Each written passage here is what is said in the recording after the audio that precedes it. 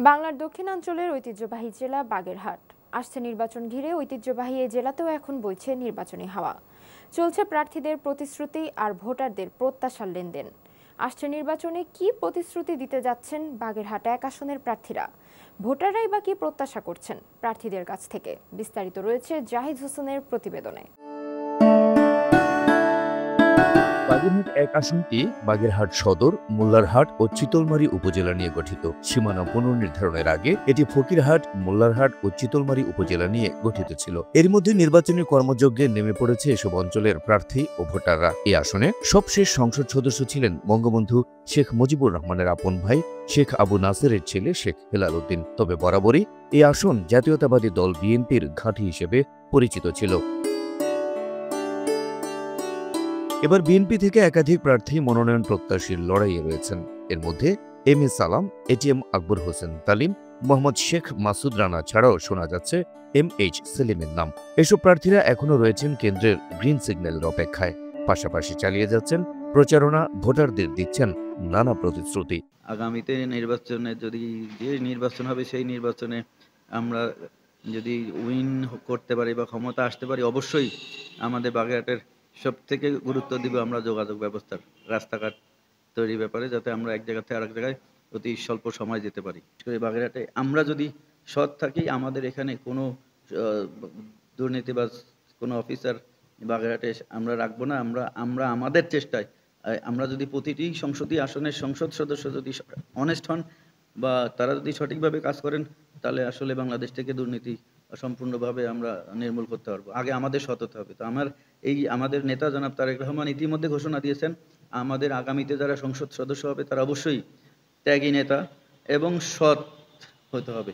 শুধু ৩১ দফা নয়, আমি বিশেষ করে আমার এলাকায় গত ২০০০ সাল থেকে আমি এই জনগণের সাথে মিলেমিশে আসি এবং তাদের সুখ দুঃখে সবসময় পাশে ছিলাম এবং এই ৩১ দফা বুকে ধারণ করে তাদের কাছে কথা বলছি, বোঝাচ্ছি এবং আমিও তাদের সুখ দুঃখে সবসময় তাদের পাশে থাকব এবং তাদের পাশে থেকে তাদের এই জনগণের খেদমতের জন্য, আমরা রাজনীতি করি জনগণের খেদমত করার জন্যে, জনগণের কল্যাণের জন্য আমরা সবসময় আমাদের কাজ আমরা করে যাব।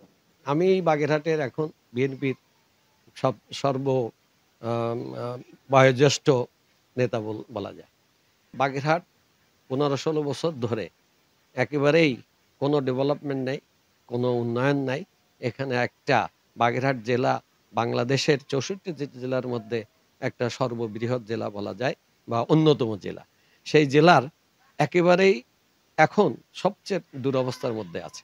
দল যদি ক্ষমতায় আসে, আপনারা জানেন যে বাংলাদেশের একমাত্র সুন্দরবনী, ওয়ার্ল্ড হেরিটেজের সুন্দরবনী বাগেরহাট জেলার মধ্যে অবস্থিত।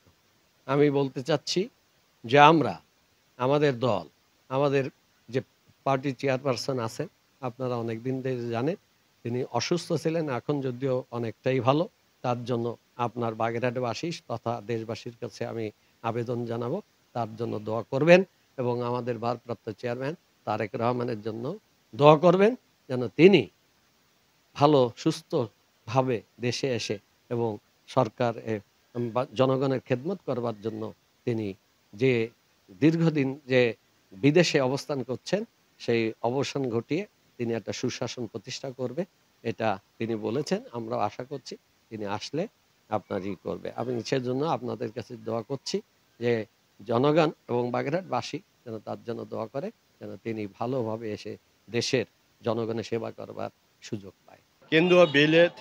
কেন্দুয়া বিলে লবণাক্ত পানি আসাতে আমাদের ফসলের অনেক ব্যাপক ক্ষতি হচ্ছে, যেটা ৩টা থানায় এফেক্ট করছে। এটা ৫৩ বছরের পর বছর ধরে এই সমস্যাটা। আমরা ক্ষমতায় আসলে অবশ্যই এই কেন্দুয়া বিলে লবণাক্ত পানি যাতে না আসে, মিষ্টি পানি আসে, সেই ব্যবস্থা করা। তারপরে এখানে আমাদের অনেক ধরনের দুর্নীতি, করাপশন যেটা আছে সেটা আমরা ইনশাল্লাহ দূরী করব এবং নেশা যে ইয়ং জেনারেশন থেকে শুরু করে কিছু হয়তো অ্যাডিক্টেড হয়ে গেছে, আমরা নিরসনের চেষ্টা করছি। অবশ্যই আমরা এটাকে নিরসন করব এবং আমাদের যে সমস্যাগুলো আছে এইগুলোকে আমরা এবং আমাদের বোনদের, স্পেশালি আমাদের গার্জিয়ানরা অনেকটা বোঝা মনে করে, কারণ আমাদের এখানে নিচু এলাকার মানুষ এদের অনেকটা অভাবগ্রস্ত। তাই আমাকে যদি দল মনোনয়ন দেয়, আমি জাতীয় সংসদে গেলে অবশ্যই আমি ফার্স্ট প্রায়োরিটি বেসিসে আমি উপবৃত্তির জন্য আমি জোরালোভাবে বলবো, এবং 5,000 করে যাতে উপবৃত্তি দেয়, যাতে মেয়েরা যাতে ঠিকমতো লেখাপড়া করতে পারে, উচ্চশিক্ষা অর্জন করে দেশের হাল ধরতে পারে। ইনফ্রাস্ট্রাকচার যে সমস্যাগুলো আছে সেগুলো আমরা ডেভেলপ করব, এবং আমাদের রিসাইক্লিং ইয়ার্ড আছে, ডায়ডক আছে, এগুলোকে ডেভেলপ করব মান উন্নত করে, এবং বিদেশ থেকে আমাদের যে জাহাজগুলো আসে সেইগুলো ড্রাফটের কারণে ভিতরে ঢুকতে পারে না, সেই ড্রাফট ইনক্রিজ করা। এবং আপনারা জানেন যে আমাদের দেশে আমদানি রপ্তানি 134 বিলিয়ন ডলার হয়, সেই 134 বিলিয়ন ডলার আমরা আমদানি রপ্তানি করে সেখান থেকে আমরা ফ্রেট পাচ্ছি 28.7 বিলিয়ন ডলার, যেটা বাংলাদেশের ম্যাক্সিমাম এই টাকাগুলো বিদেশে চলে যাচ্ছে আমাদের ইনফ্রাস্ট্রাকচার অপ্রতুলার জন্য, শিপিং এর অপ্রতুলতার জন্য। এবং আমাদের যে চিন্তাভাবনা যে 700 বিলিয়ন ডলার আমাদের বে অফ বেঙ্গল দিয়ে মাল আসা যাওয়া করে, সেটা ভারত, মিয়ানমার এবং শ্রীলঙ্কা, সেই ফ্রেটটা যাতে আমরা 10% হলেও ধরতে পারি, সেই ফ্রেটটা তাহলে আমাদের কত 70 বিলিয়ন ডলার আমরা জাতীয় গ্রেডে আমরা যোগ করতে পারবো।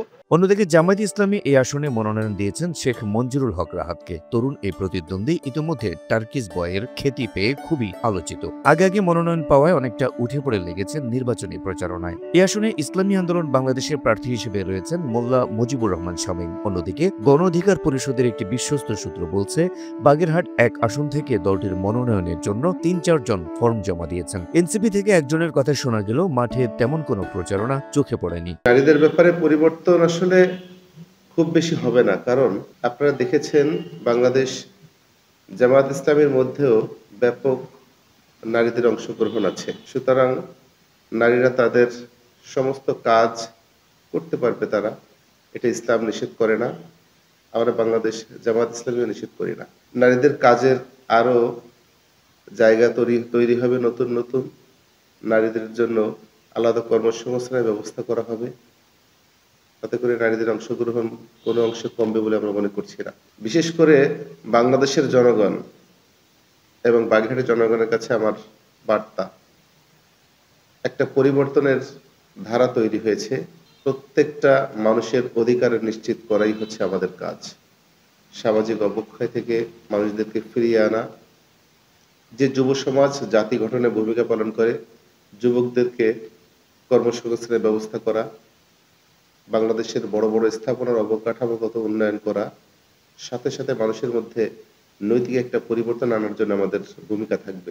নির্বাচন কমিশনের সূত্র অনুযায়ী এই আসনে ভোটার সংখ্যা 4,85,656 জন। এর মধ্যে পুরুষ ভোটার 2,45,390 এবং মহিলা ভোটার 2,40,251 জন। এই অঞ্চলের অর্থনীতি গড়ে উঠেছে পর্যটন, কৃষি ও মৎস্য সম্পদ ঘিরে। রাস্তাঘাট আর অবকাঠামোগত উন্নয়নও রয়েছে এই অঞ্চলের চাহিদার তালিকায়। বিশ্লেষকরা বলছেন, যে প্রার্থী এই আসনের অর্থনীতির চাকাকে গতিশীল করতে পারবেন তাকেই আগামীর কাণ্ডারি হিসেবে বেছে নেবেন ভোটাররা।